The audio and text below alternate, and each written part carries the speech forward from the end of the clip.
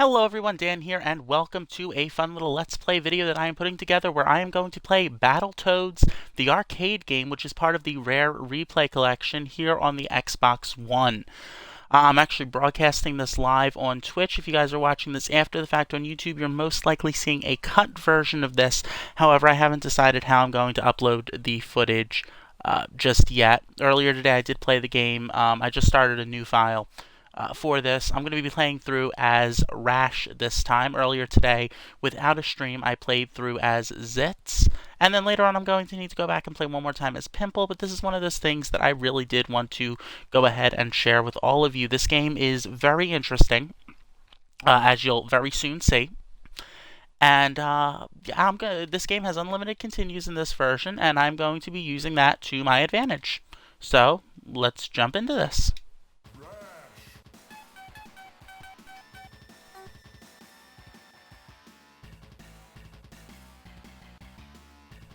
Right, so we're going to be going after General Slaughter. He is a bull, 936 pounds, 10 feet 5 inches. Okay.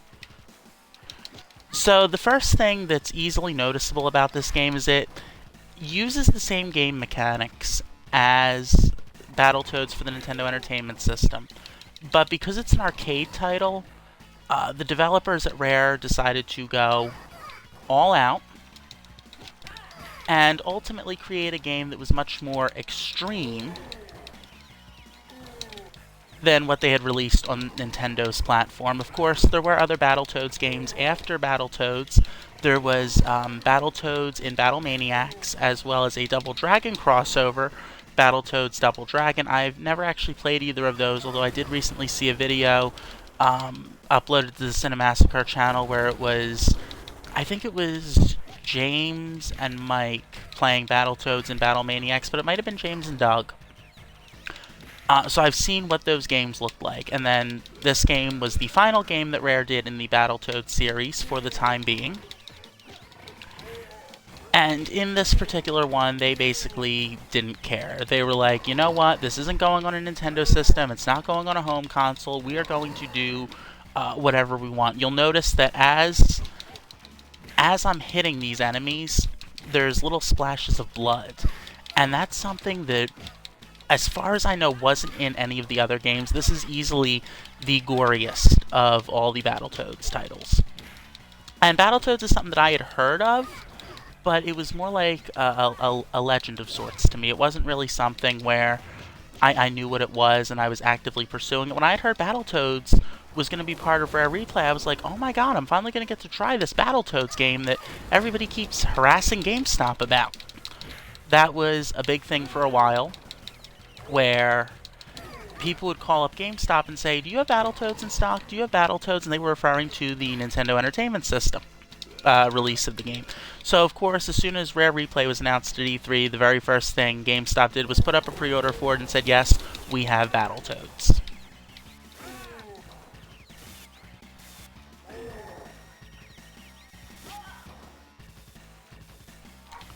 So that's my first death there.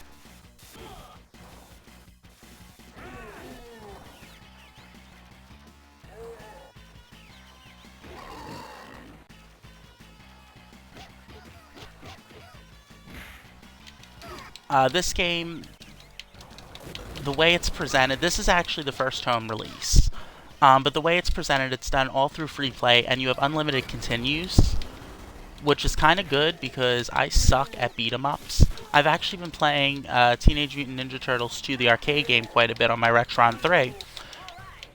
And no matter how hard I try, I suck. And it's not so much that I don't enjoy these games, it's that I just suck at beat-em-up style games. This one, of course, is an arcade title, so it was actually designed for 3 people to play at once. But since it is local co-op only, you know, that's not really happening, especially since I just fired this game up for the first time earlier today. I did good. My final body count for my earlier run was 1,121 corpses total.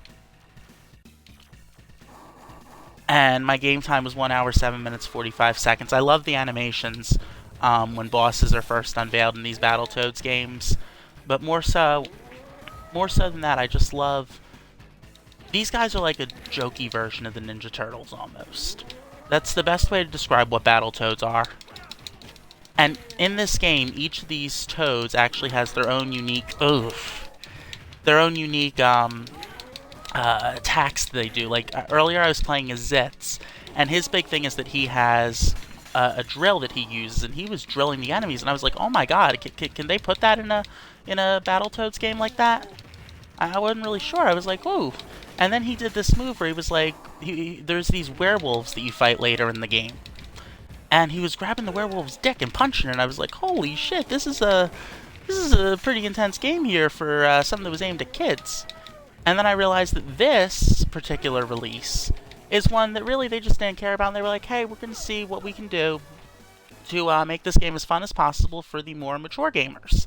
But I love that after each level they give you a corpse counter which tells you who the villains are, how many you've defeated for each level, and how many you've defeated total in the game. My goal is to get a shorter time than my last run through with more death.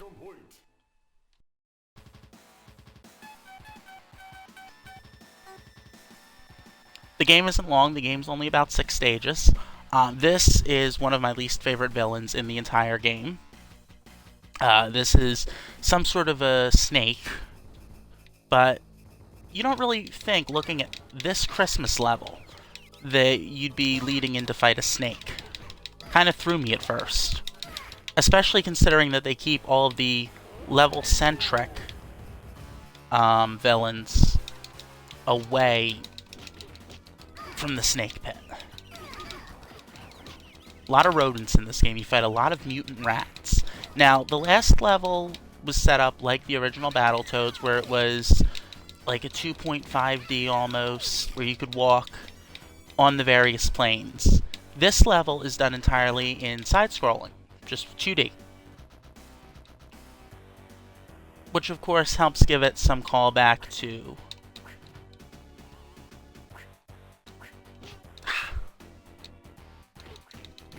There we go. Got him.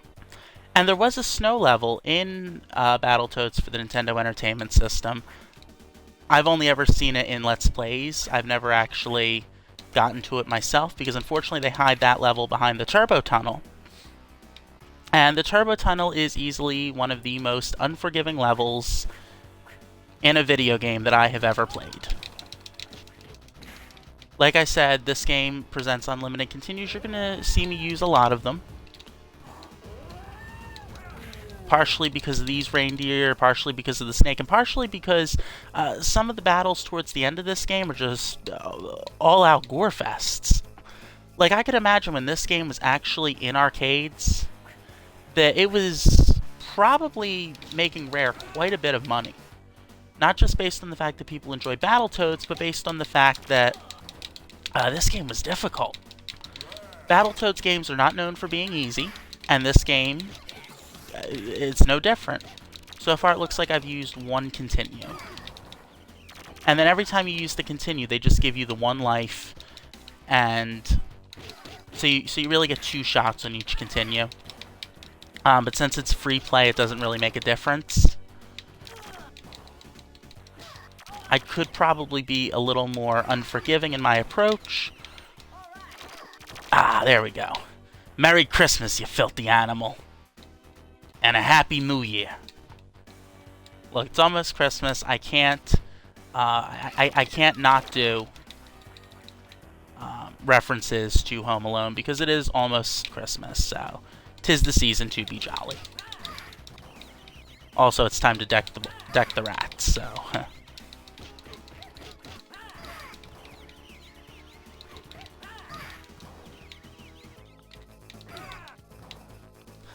Like that, he's got the spike kick.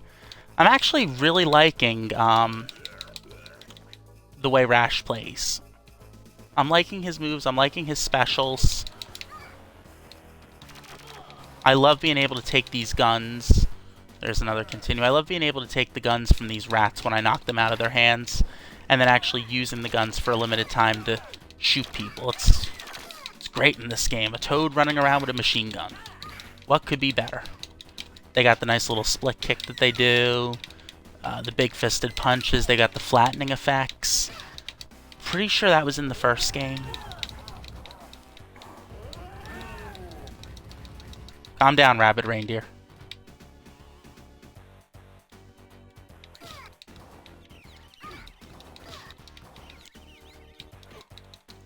And you can see the humor in this game. There's not a lot of humor at this point, but the humor later on in this game gets very crude to a degree. These machine gun wielding rodents, sometimes they throw up. But you're going to see some funny stuff with the rodents later on down the road that are really, really crude. Oh, great. He's got one of those, let me punch you in the head attacks too. Going down. Ah! More of these damn things. These are like, I guess, elf reindeer or elf rat rodent things. Yeah, this game is just...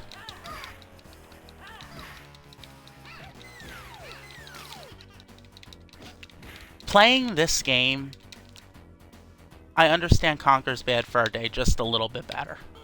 Ah. Almost to the exit. Another one of these delightful snowmen. And another continue. Oh, sweet, that spawned me right on the snowman. Not much further.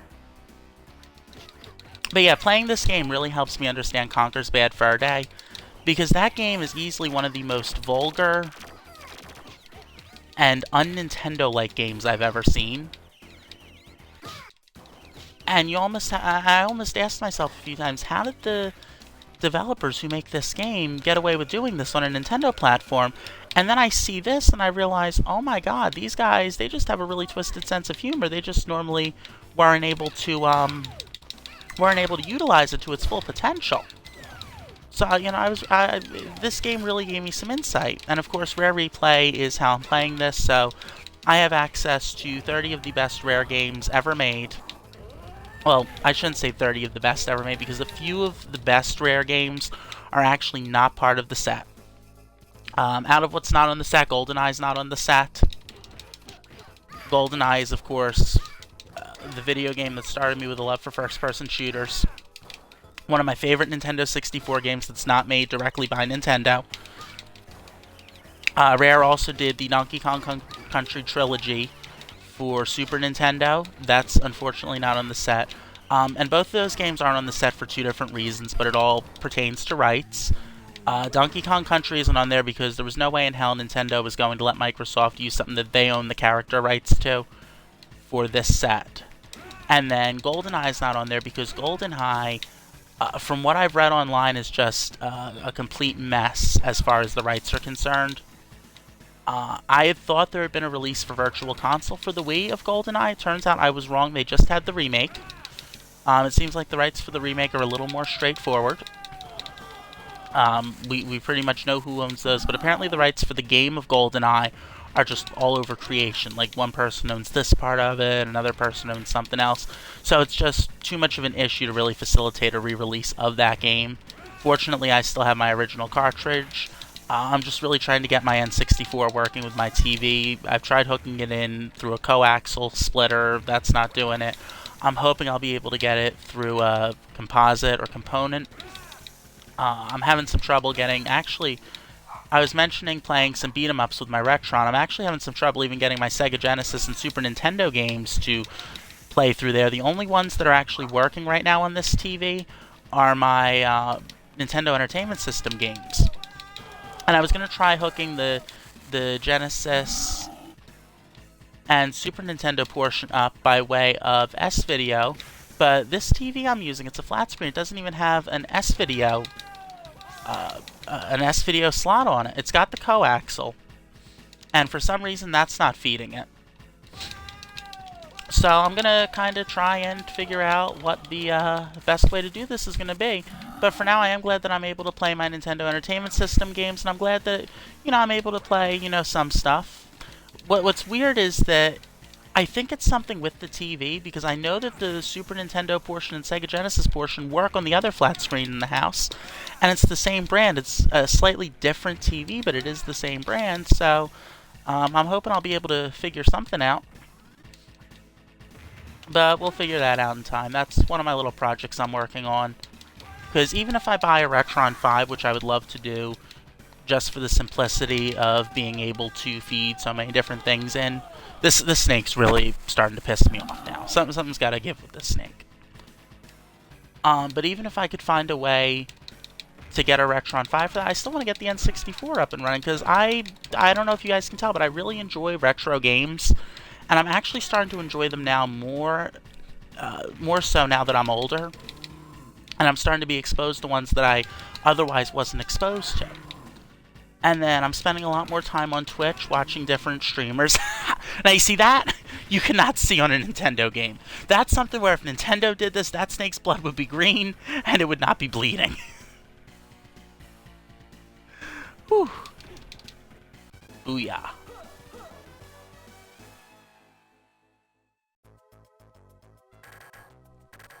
There we go. Rabid Rudolph took a few of them out this level. Not bad, not bad. But yeah, I'm spending a lot more time now on Twitch, and I'm watching different game streams and stuff, and I'm even finding games that I forgot existed, even ones that I used to have, I completely forgot about. For example, this is a very interesting one I want to talk about. It's a game called Monster Party. Monster Party is a game for the Nintendo Entertainment System that I absolutely would love to find a copy of again, because I used to own it. And I don't remember, I didn't remember owning the game until I was watching a stream. It was actually a friend of mine, her boyfriend has a stream. It's called Games Played Poorly. And I was kind of just scrubbing through one of their streams because I wasn't familiar with the channel, so I wanted to see what their content was like. And one of the games they were playing was Monster Party. I was like, this looks familiar. And as I'm watching, I'm like, what is this? And I eventually went back and found that it was Monster Party. But I was like, I recognize some of this, and I don't recognize some of this. The two things that really tripped my memory and had me questioning if I knew what this was or not was a part when you fight a plant that's in a pot and it shoots bubbles at you, and you have to hit the bubbles back at it with a baseball bat. And then there's also a ghost with a jack-o'-lantern head, and it shoots like little mini pumpkins at you. And I was like, oh my god, I remember this. So I'm trying to rebuild my old Nintendo Entertainment System collection, but now I'm questioning if there's any other games that I used to have that I might have forgotten about over the years. Oh my god, he does the dick punch too! Oh my god, he does the dick punch too, yes!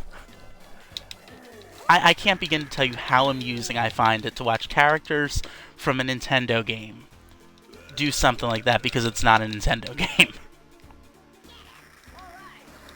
And I hate these little squeaky bastards with the wrenches, because they use those wrenches to call more enemies in, so you kind of want to take them out as fast as you can. Don't want to go into the fire.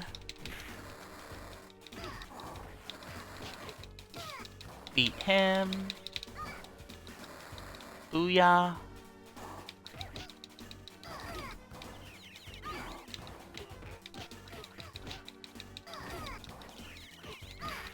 Those two guys need to go.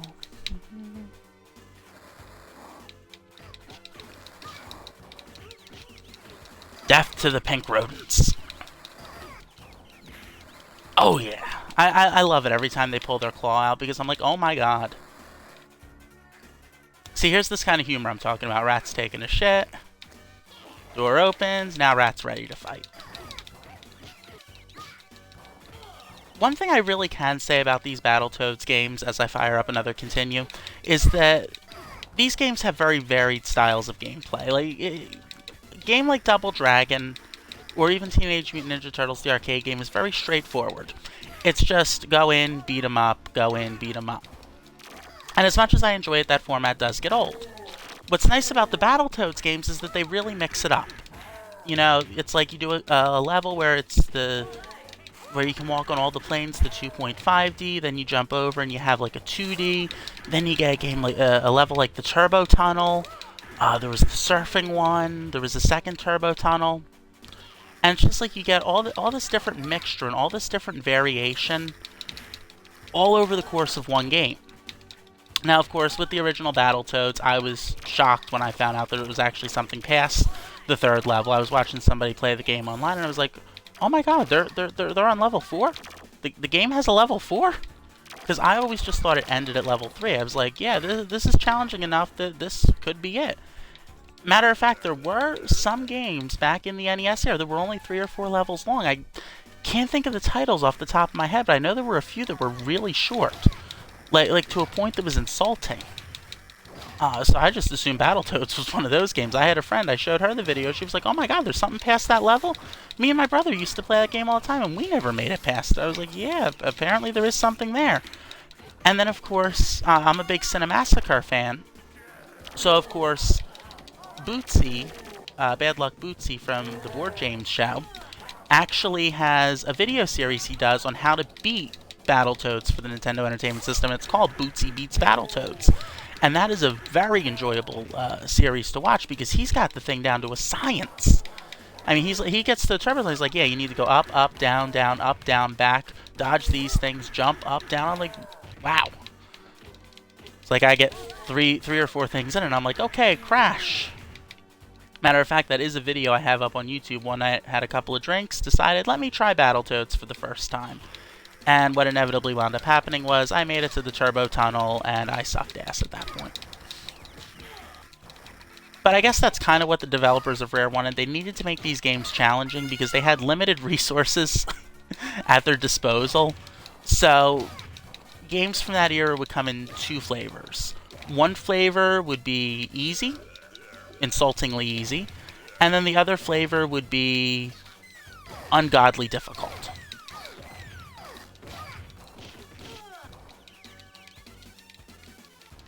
And, you know, this is the kind of game where I feel like this one would have been ungodly difficult in an arcade setting.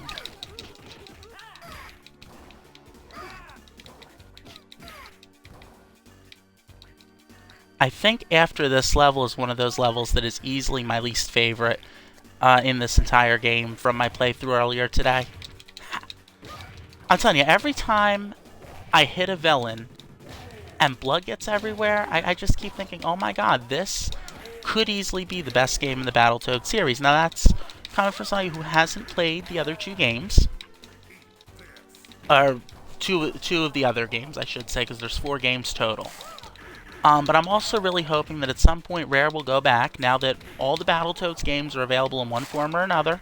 You've got Battletoads and Battletoads Arcade on Rare Replay, and then of course you can buy cartridges for Battletoads Double Dragon and Battletoads and Battlemaniacs. And I'm really hoping they'll go back now and they will make another Battletoads game.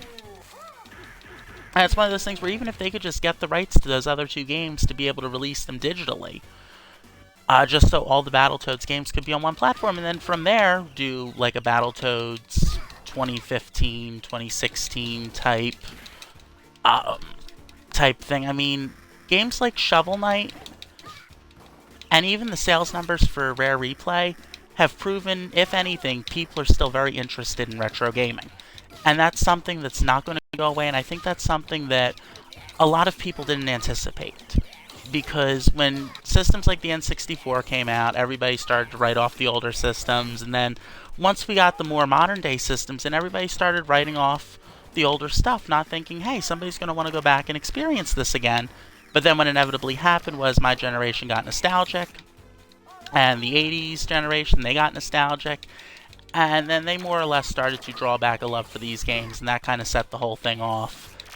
And then, of course, everybody wants to introduce their kids to these things because, let's face it, you shouldn't be allowed to play Halo unless you have first done your time in Super Mario Brothers.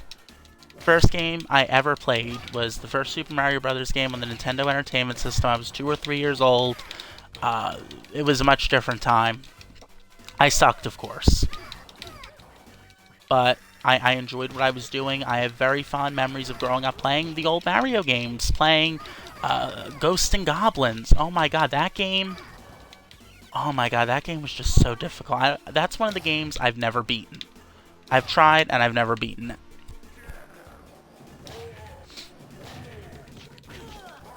And of course, those games are what prepared me for games like Halo and the 2K line with WWE, and just... that love was instilled in me from the old retro games. Had it not been for them, I don't know if I would necessarily have a love for gaming. And I think, at least for me, I can't speak for anybody else, it's because even though the old games have a high difficulty level a lot of times, they're still fun and they're simple. I mean, the first controller I ever used was a Nintendo controller. It had a D-pad, a start button, a select button, and then A and B, jump and attack.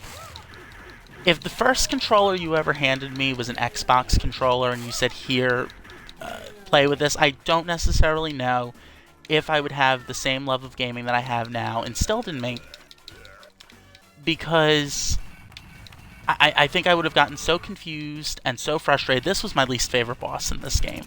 I would have just gotten so confused and so frustrated that I don't know if I would have been able to pick up another game and enjoy it.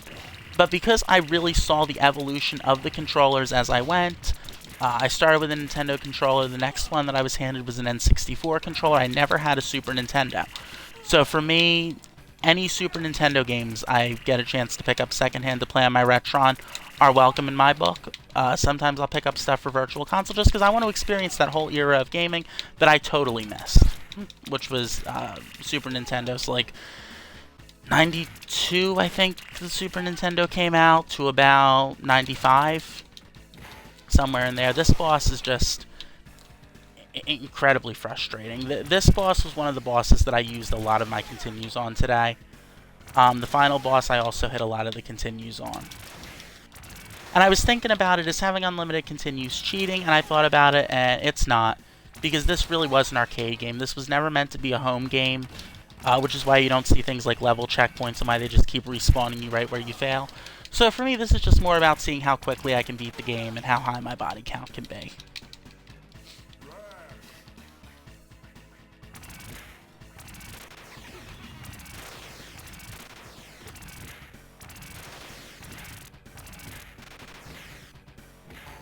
So now I've got his arms off and I've got his torso off. Now I need to take down the lower half of this particular little screw face.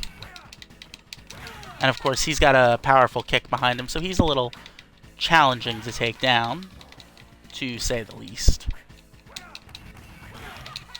But then again, I've got my buzzsaw, so I should be able to take him out in a reasonable amount of time.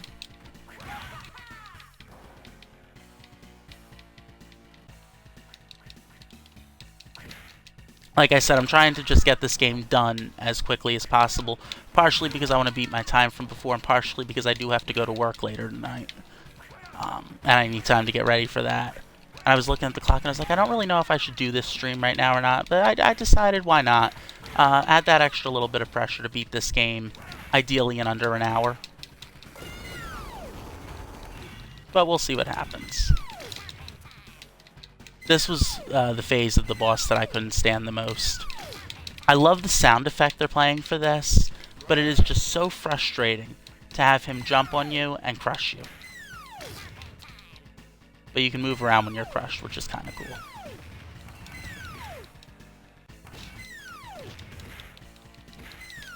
Blow up.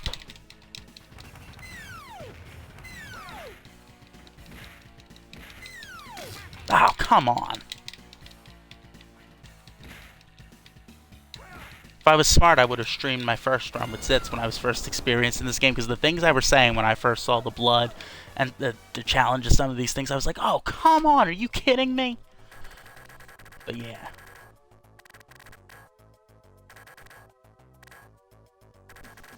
SWAT rat. Go Nat. Giblet. General Vermin. I love these enemy names. Alright, so Rash is the Duke of Destruction. Bonus round. Destroy the Rat Fighter. This is one of those mash the buttons as fast as you can and hope for the best.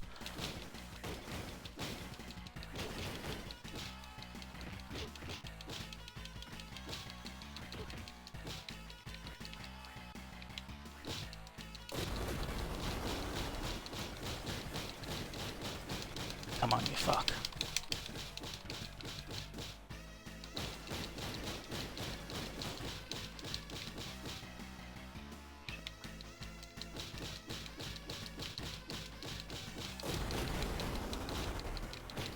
I didn't successfully complete this entire part last time. I don't think I'm gonna get it this time either.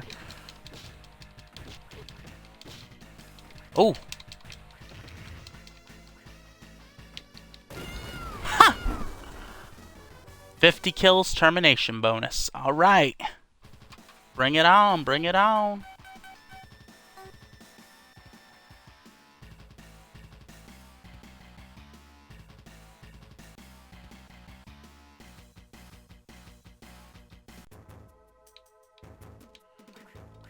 This was one of the more frustrating levels in the game. This one also is very reminiscent of the lead into the Turbo Tunnel stage.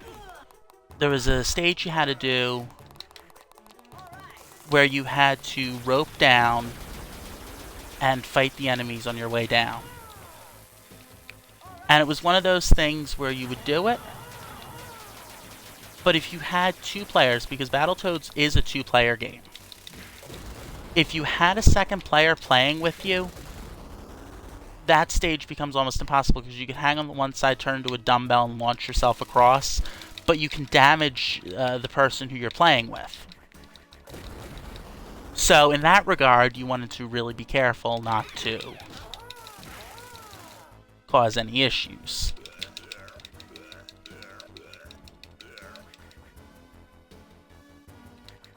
Like how he's got that little kick he does. It's like, let me see if I can reach you with my foot without actually.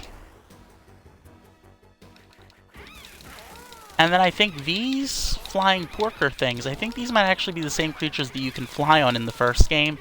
In level 1, there's like a flying pink thing that you can fly on and it spits fire, and I'm pretty sure that's that. But I don't know for sure.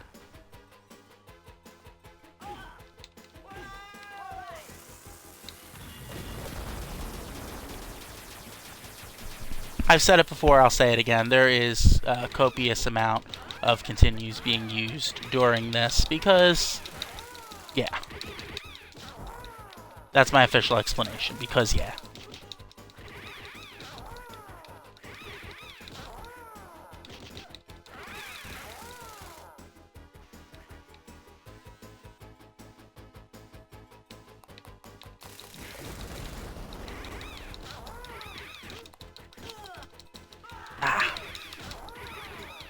You know, it's a good thing I don't have to pop a quarter in every time I get a continue, otherwise this would not be a very pleasant experience for me, and I wouldn't be able to afford to play this game. Wouldn't that be great if they just charged your Microsoft account 25 cents every time you used to continue? I imagine this game couldn't have been more than 25, 50, maybe 75 cents, depending. Hit the wrong button there. I wanted to eat those flies because I need health.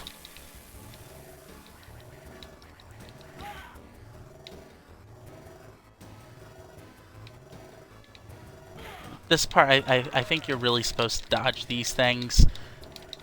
I tried to fight them earlier and I was getting hit by them and everything. I don't know if you can destroy them. Yeah, you can destroy them, kinda.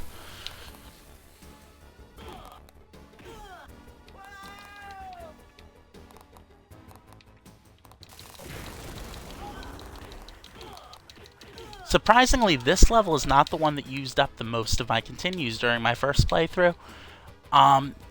It was actually the boss that comes from this level, and then the boss at the very end of the game. That final boss is very challenging, but that might be one of the greatest levels I've played in a video game in quite a while. At least as far as retro games are concerned.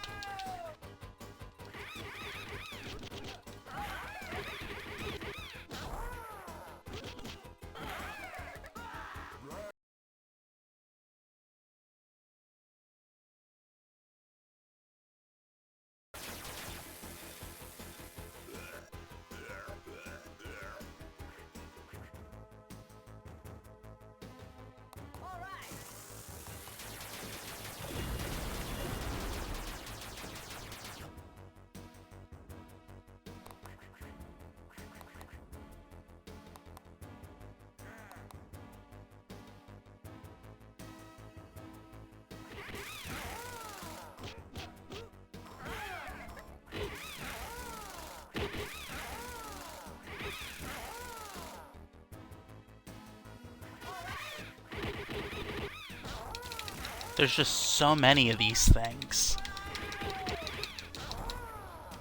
I don't know what it is with this level and these damn pig things, but there's just so many of them.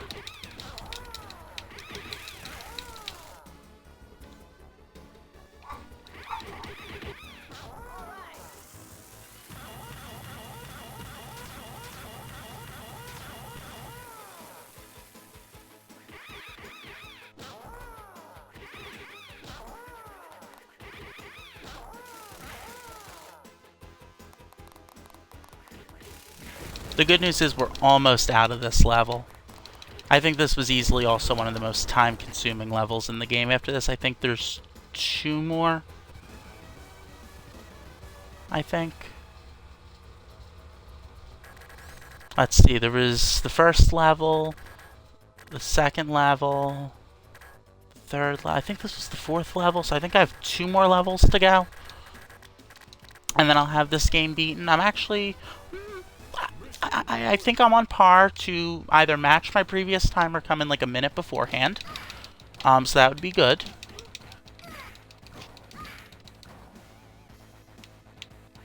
With the unlimited continues, this game doesn't necessarily take long to beat unless you are worse at beat 'em ups than I am, in which case I could see this game maybe taking like 2 or 3 hours to play through.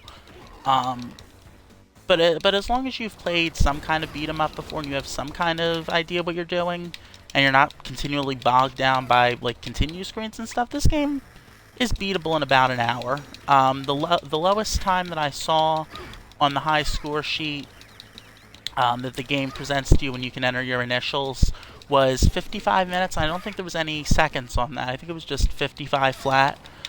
So my goal is at some point to get my skill at this particular title down to a point where I can beat the game in about 55 minutes.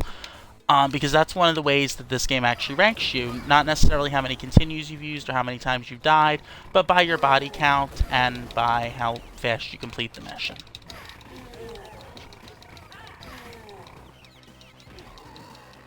And that's nice that they're not necessarily placing as much emphasis on an actual point score.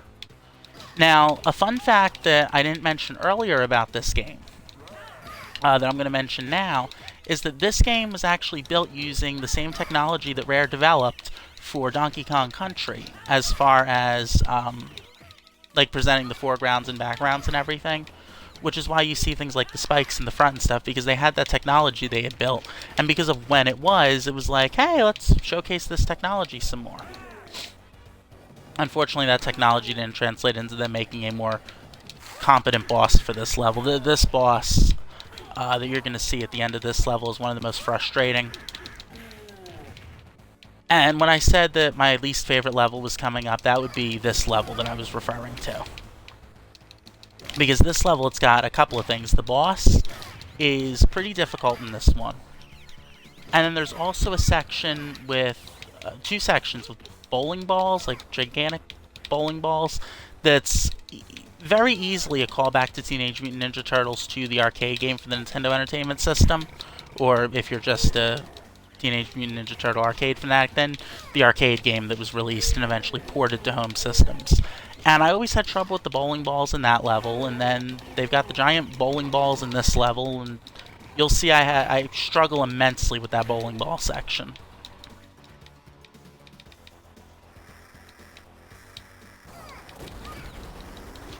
Take you out with the box, take you out, get your gun,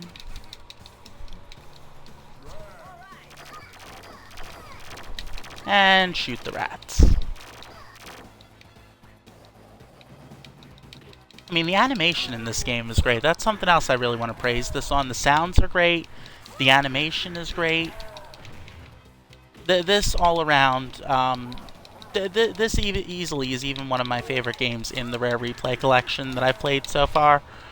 The first thing I did when I got Rare Replay, after I went and tried Battletoads for the first time, was I dove in to Banjo-Kazooie.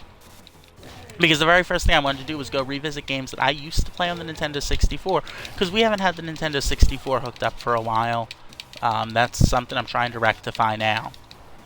But I wanted to go back and play that, and I'd never played the Xbox Live Arcade version. So since that was there, I was like, why not? And one of the complaints that a lot of people had about this game was that Conker Live and Reloaded is not included in the set. And I finally figured out why. Conker Live and Reloaded was an Xbox game. Not Xbox 360, just straight Xbox. Since they introduced 360 emulation onto the Xbox One for backwards compatibility, everybody has been saying, when will we get support for Xbox games from the original Xbox? And the statement that's basically been made by people from Xbox is, we're going to try and do that, but we can't make any guarantees for you. Apparently, that's a little more difficult, even for Microsoft to pull off. So when they were putting this game together and they were finding the 30 best games that they had the rights to, I'm sure they would have loved to put Conker Live and Reloaded in. But because that was only an Xbox title, they don't really have a way to run that on this system. I would assume, short of redoing the entire game. And I don't think they wanted to actually rebuild anything for this game. Any of the rebuilding they really did was done for things like Jetpack Refueled. And those were games that they rebuilt years ago to put on the Xbox Live Arcade.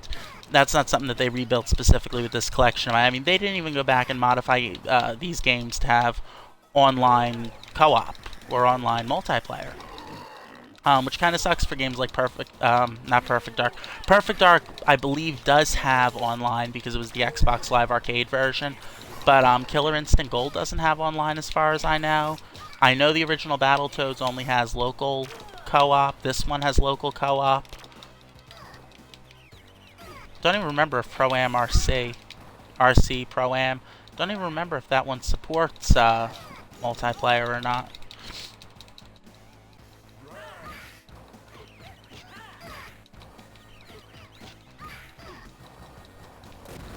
I really want to know what these green things are over here. Are those like snakes or statues, or what are they? So here's the part with the weird balls that I really didn't enjoy. I thought I could kind of just hang out to one side and dodge them, but of course these things are all over creation. Oh, yeah, see. Yeah, I'm not.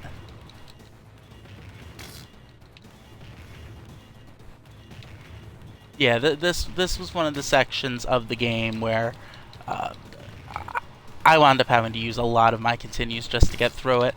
And I think this was more so they just wanted to show off the technology they had available to them. And then, of course, the rats come running out and you get to fight them. 'Cause purple rats are cute and cuddly, so why not?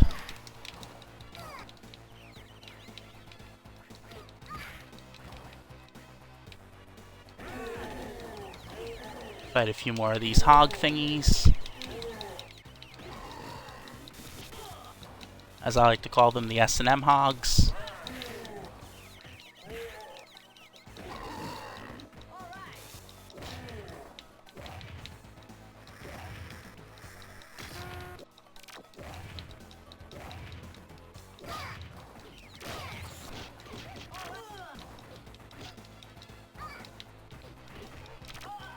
Squashing enemies in this game is just so much fun.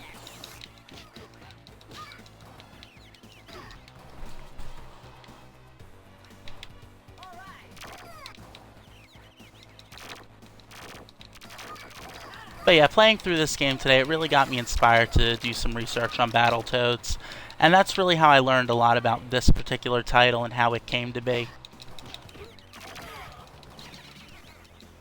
And if you're watching this on YouTube after the fact, I really want to know down below, what are your favorite Battletoads games? Who's your favorite character in Battletoads? Did you ever play the arcade game? What did you think of it? These are all questions that I am really curious about.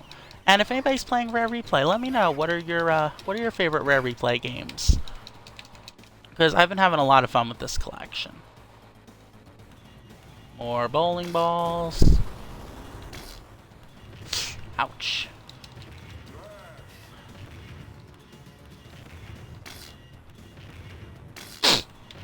All I can say is thank God once you die, and you launch that continue, you get a couple of seconds where you're invincible. Post-mortem invincibility. Very grateful for that.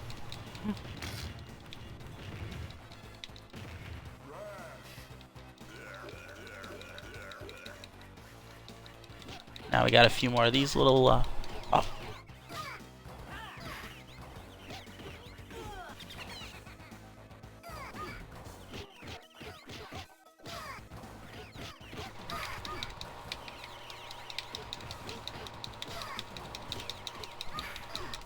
Yeah, I can imagine if this game was actually in an arcade, I would have gotten my ass handed to me once those bowling balls came into play.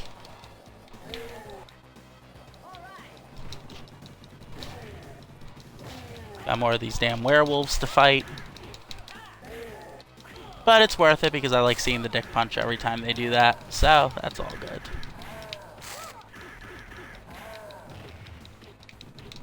I could just spend all day watching any of these Battletoads just dick punch these wolves. I kind of...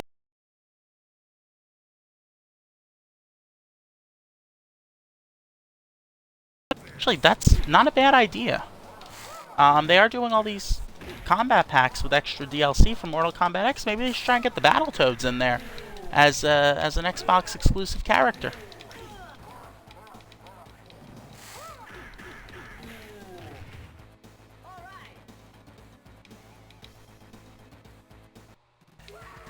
And now this is where we have our boss for this level. He doesn't look so bad right now. Problem is he has this move that he does that I'm not a fan of, where he's going to double in size and squish me. Ah. Yeah, that's... Like, I appreciate the sound effect that they use when he does this. It's the same one from that boss earlier in the game that also tries to crush you. But it's like, this dude... No, I don't want your fat pig ass sitting on me, you bebop wannabe. Ah! You can really see, even from the different characters in Battletoads, that they were at least partially inspired by Teenage Mutant Ninja Turtles, because they had... in the first level, you're fighting against that raging bull, very reminiscent of Rocksteady. Then over here, you got this dude who, not gonna lie, reminds me of Bebop quite a bit. Bebop and Rocksteady are, of course, going to be in the new Michael Bay-produced Teenage Mutant Ninja Turtles 2, because once you ruin that series once, you need to go back and do a sequel. Those are the rules. But yeah, just imagine Battletoads in Mortal Kombat. That'd be sweet. And you'd have to use, like, this variation of the characters, because this is the variation where they're not afraid to claw your eyes out. Just picture Pimple or Rash jumping on top of Scorpion and just ripping his eye out. That'd be something for the ages. And they actually did just announce Combat Pack 2 for Mortal Kombat X DLC. I don't know if it was officially released or if that was a leak that came out, but I saw the trailer. Somebody put it up on YouTube. And they're bringing in a robot ninja. I forget what the character's name is, but it's supposed to be a mix of Cyrax and two other robots that were in Mortal Kombat 9. And then they've got like this alcoholic, overweight dude who I think is supposed to be a ninja who I'm not familiar with. And then the two guest characters they're bringing in are Xenomorph from the Alien series. And Xenomorph is going to have some traits very similar to the character of Bakura, or Baraka, however you say it. Yes! Took him down. That's great. He just deflates like that. And then they're bringing in Leatherface. So now there's a lot of speculation going on amongst people about what the other two guest characters will be, or who else they're going to bring in when they do additional series, or when they do the additional combat packs.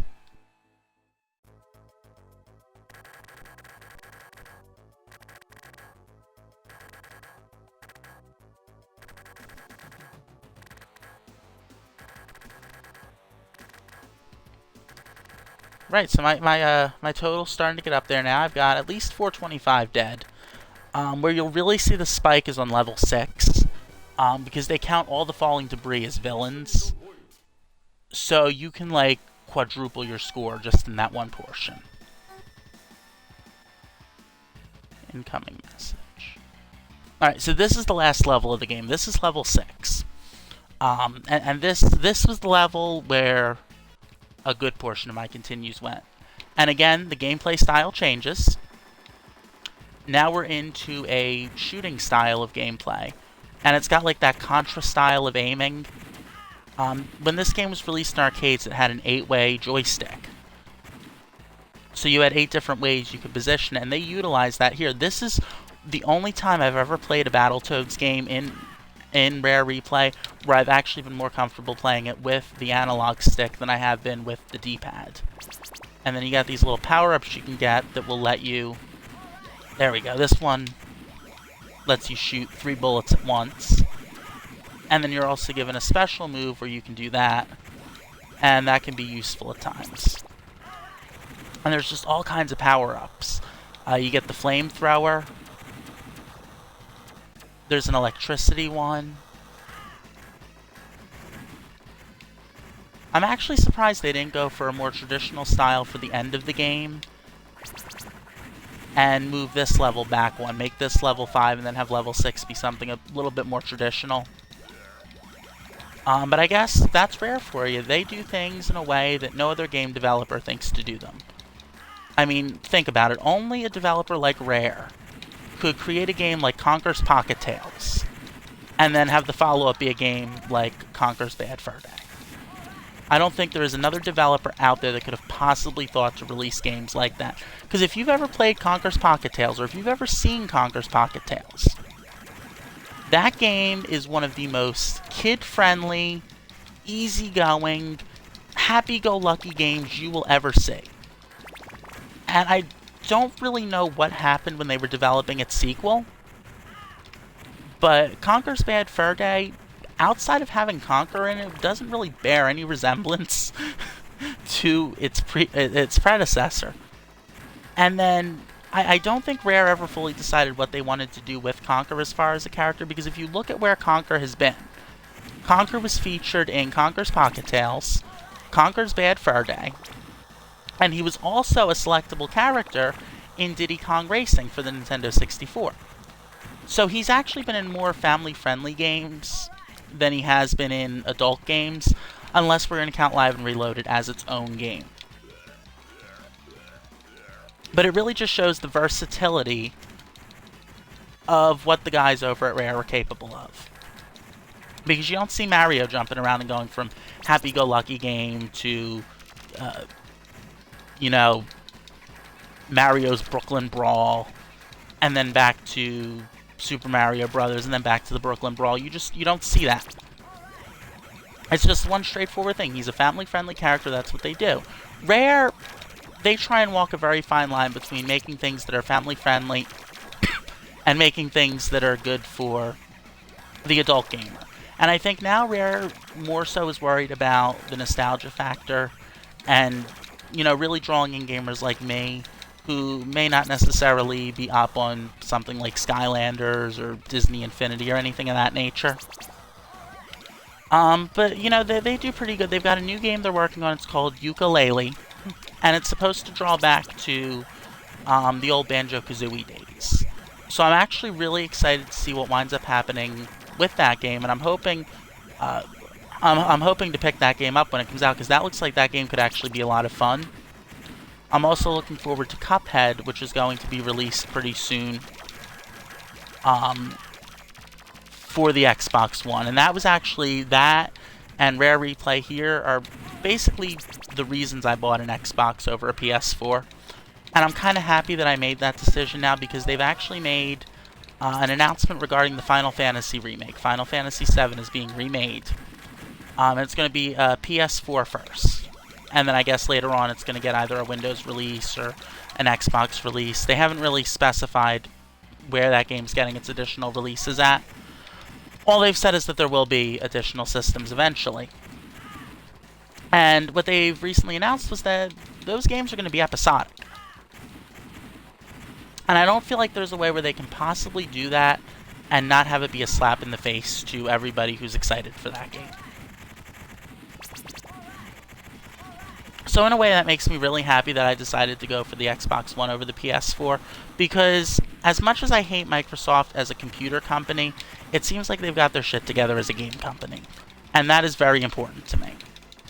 having your shit together as a game company is something that's very important to me, because I care about a company making games for me that actually wants to make games and doesn't just want to monetize everything. You can hear my voice is really starting to go from talking for almost an hour straight, playing through this. But the good news is we are almost at the end of this. And anybody who has been watching this live while I've been streaming, thank you. And anybody who's watching this on YouTube or as a highlight on Twitch, thank you for that. That really means a lot to me, that you're checking out my content over here. You know, answer those questions I left for you in the bottom.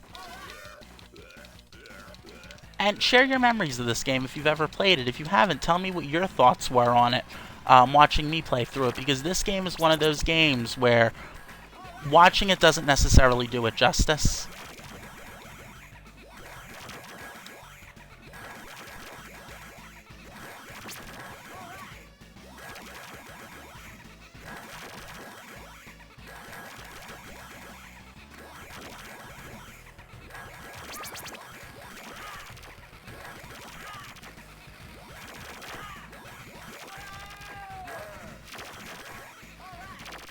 As you can see, I've put a lot of continues into this level. And I'm actually not even at the end yet. I've still got another little chunk to go.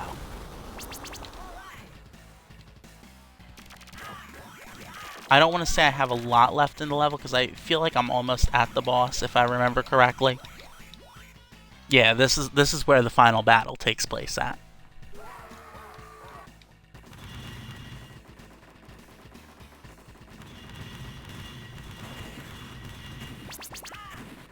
And like I said, this is one of the wildest battles I've ever fought in a game in recent times. Just because there's so much going on here. You've got him launching missiles at you. He launches fire at you. You need to hit him. The fire is pretty easy to fight against. The missiles aren't too difficult to fight against. The tricky part is fighting him, hitting him, and fighting off everything he's throwing at you at the same time. That's where this becomes a little bit more difficult.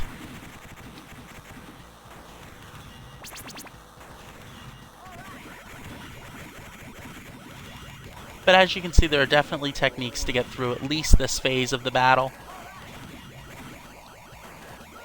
Not that my techniques would be any good for, say, an actual arcade run.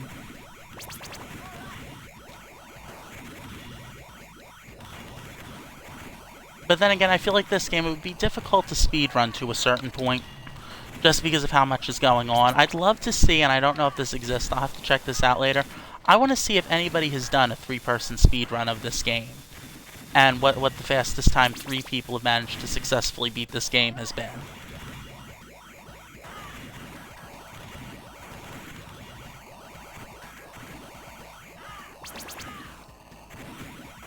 I feel like this wasn't my best run in the game. Part of that is mostly because I was talking. That's something I definitely need to work on, but also just because I haven't been exposed to this game a lot in the past. This game is something that's very new to me, the whole Battletoads concept.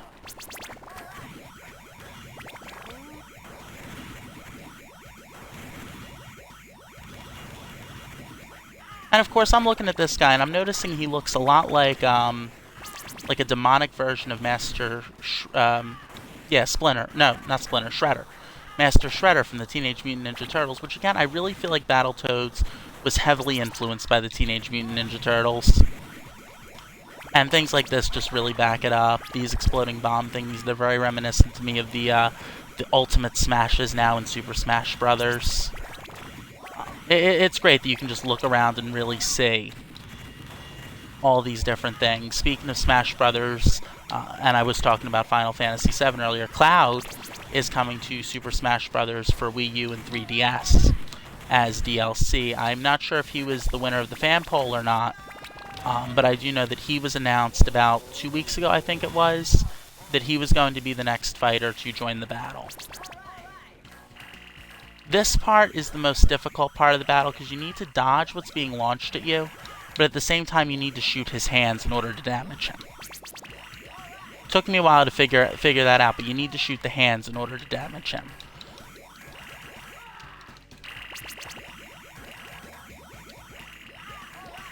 Having the 3 bullets at once definitely helps, makes things a little bit easier, although not by much.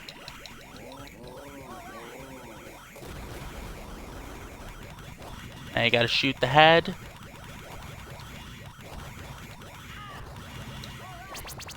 Dodge these things.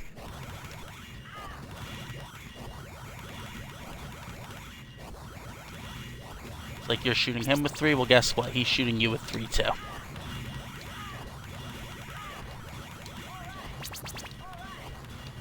Almost there, almost there, almost there. So close, so close, so close. One thing I do like about having these unlimited continues is they keep refilling your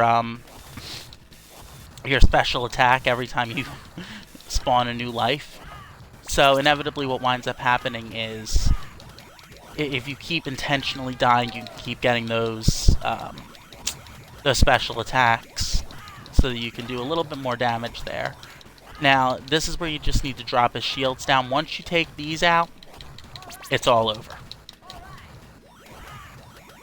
So it's just a matter of surviving this.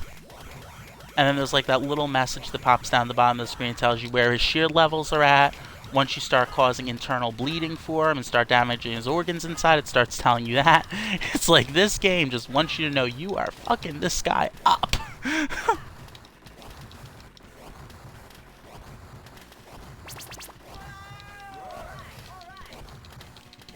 Yeah, it's really bad that I died just to get special attacks.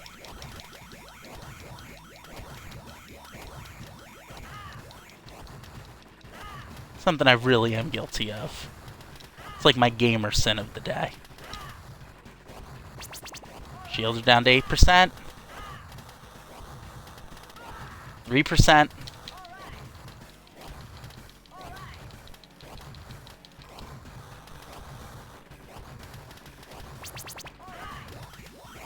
Danger, danger, 1%. Come on, come on, come on. See if I can kill him without needing another continue. Yeah, no. Shield's gone. Damages. I like to have a Merry Christmas. Oh dear, I think I need to.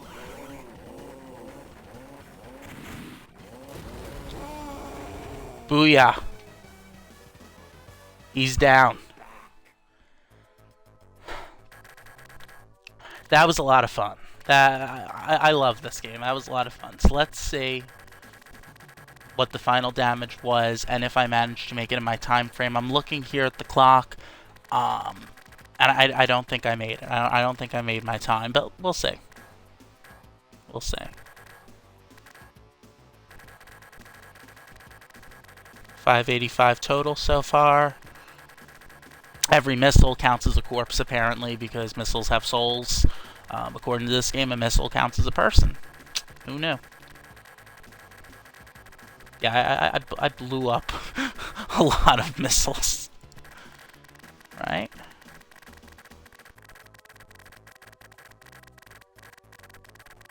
I just realized each of these characters has their own term for the destruction, too. Blitzed, trashed, and pulverized.